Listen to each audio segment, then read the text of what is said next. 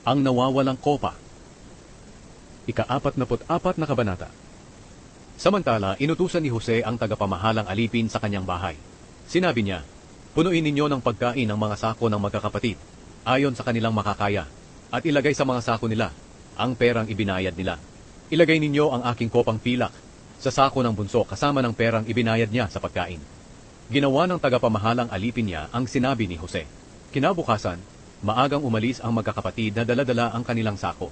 Hindi pa sila nakakalayo sa lungsod nang sabihin ni Jose sa kanyang tagapamahalang alipin, bilis habulin mo ang mga taong iyon, at kung maabutan mo sila'y sabihin mo sa kanila, bakit masama ang iginanti ninyo sa mabuting ipinakita namin sa inyo? Bakit kinuha ninyo ang kopa na iniinuman ng aking amo at ginagamit niya sa panghuhula? Masama ang ginawa ninyong ito. Naabutan ng tagapamahalang alipin ang magkakapatid, at sinabi niya ito sa kanila. Sinabi nila sa tagapamahalang alipin, paano po ninyo nasabi iyan? Imposibleng gawin namin ang bagay na iyan. Alam nyo rin na mula sa Kanaan ay dinala namin pabalik sa inyo ang perang nakita namin sa aming mga sako. Kaya bakit magnanakaw pa kami ng pilak o ginto sa bahay ng amo ninyo? Kapag nakita nyo ang kopa na iyan sa isa sa amin, patayin nyo siya at magiging alipin nyo kami. Sinabi ng tagapamahalang alipin, sige, kapag nakita ko ang kopa sa isa sa inyo, ay magiging alipin ko siya, at ang matitira sa inyo'y walang pananagutan. Kaya nagmadaling ibinaba ng bawat isa ang mga sako nila, at binuksan ito.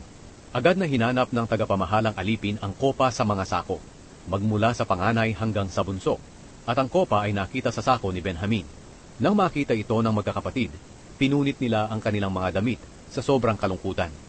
Muli nilang isinakay sa asno ang mga sako nila, at bumalik sa lungsod. Nang dumating si Juda at ang mga kapatid niya sa Ehipto, naroon pa rin si Jose sa bahay niya. Pumasok sila sa bahay at lumuhod sa harapan ni Jose. Sinabi ni Jose sa kanila, ano ba itong ginawa ninyo? Hindi nyo ba alam na marunong akong manghula? Kaya wala kayong maitatago sa akin. Sinabi ni Juda, mahal na gobernador, wala na po kaming ikakatwiran pa sa inyo, at hindi po namin masasabi na hindi kami nagkasala. Ang Diyos po ang siyang naghayag ng aming kasalanan. Ngayon, lahat po kami ay alipin na ninyo. Kami at ang isa na nakitaan ng kopa. Pero sinabi ni Jose, hindi ko magagawa iyan. Kung kanino lang nakita ang kopa, siya lang ang magiging alipin ko. At makakauwi na kayo sa inyong ama ng matiwasay. Nagmakaawa si Juda para kay Benjamin.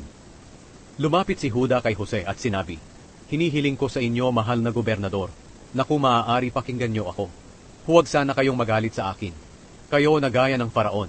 Tinanong niyo kami noon kung mayroon pa kaming ama at kapatid. At sinagot po namin na may ama pa kami na matanda na. At may bunso kaming kapatid na ipinanganak sa kanyang katandaan.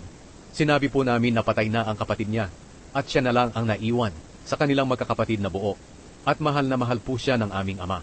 Sinabi rin po namin na dadalhin namin siya sa inyo, para makita niyo rin siya. Sinabi namin sa inyo na hindi maaaring iwanan ng bunsong kapatid namin ang aming ama, dahil baka ang pag-alis ng kanyang anak ang siyang ikamatay niya. Pero sinabi niyo po sa amin na huwag kaming magpapakita sa inyo, kung hindi namin kasama ang aming bunsong kapatid. Ang lahat ng ito'y sinabi namin sa aming ama, noong umuwi kami. Hindi nagtagal sinabi ng aming ama, na muli kaming bumalik dito, at bumili ng pagkain. Pero sinabi po namin sa kanya, na makakaalis lang kami kung kasama namin ang aming bunsong kapatid. Dahil hindi kami maaaring magpakita sa inyo, kung hindi namin kasama ang bunso namin. Ito ang isinagot niya sa amin. Alam nyo naman na dalawa lang ang anak ko sa asawa kong si Raquel. Ang isa'y wala na. Maaaring niluray-luray siya ng mababangis na hayop. At hanggang ngayon hindi ko pa siya nakikita. Kung kukunin niyo pa ang isang ito na naiwan sa akin, at kung may mangyari sa kanya, baka mamatay ako dahil sa sobrang paghihirap ng aking kalooban. Kaya ang buhay po ng aming ama ay nakasalalay sa buhay ng kanyang anak. Kung uuwi kami na hindi namin siya kasama, tiyak na mamamatay sa kalungkutan ng aming ama na matanda na. Itinaya ko ang aking buhay para sa kanyang anak. Sinabi ko po sa aking ama na kung hindi ko maibabalik sa kanya ang kanyang anak, ako ang dapat sisihin habang buhay. Kaya mahal na gobernador, ako na lang po ang magpapaiwan dito bilang alipin ninyo sa halip na ang kanyang anak. At payagan nyo na lang po siyang makauwi kasama ng mga kapatid niya. Hindi po ako pwedeng umuwi nang hindi kasama ang anak niya. Hindi ko po kayang tiisin na makita ang masamang mangyayari sa aming ama.